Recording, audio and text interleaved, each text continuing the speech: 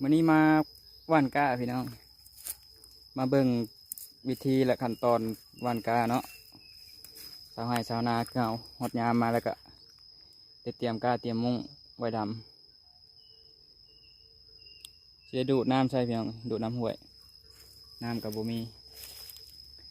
เดี๋ยวติดตั้งจักรก่อนโอเคเนาะทุกคน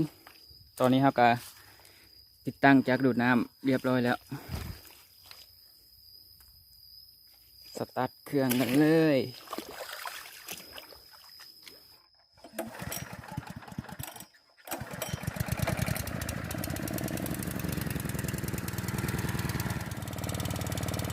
น้ำขึ้นแล้วเนาะทุกคน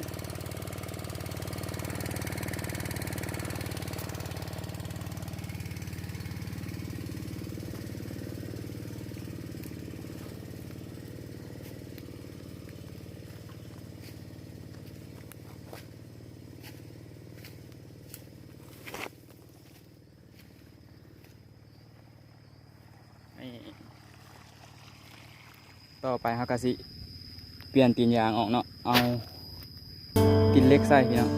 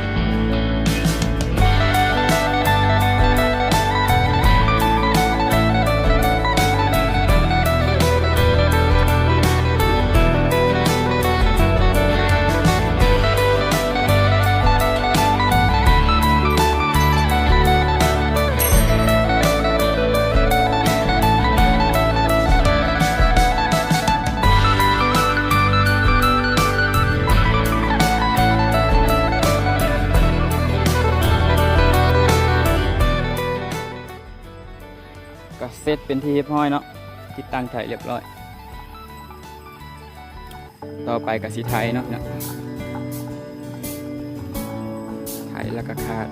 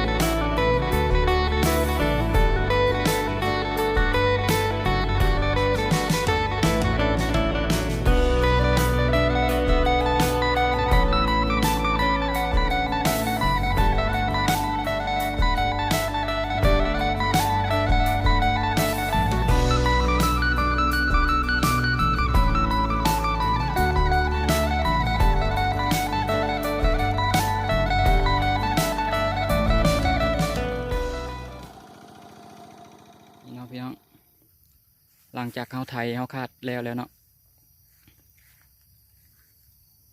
เราก็เอาตัวนี้เนาะลงไปแก่ว่าง่ายก็คือเห็ดให้มันเพียงเนาะพี่น้องผู้เฒ่าเพิ่นว่าหมอกตะกร้าบ่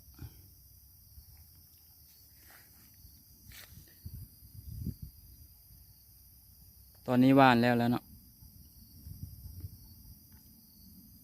แต่ว่าบ่ได้เป่งน้ำออก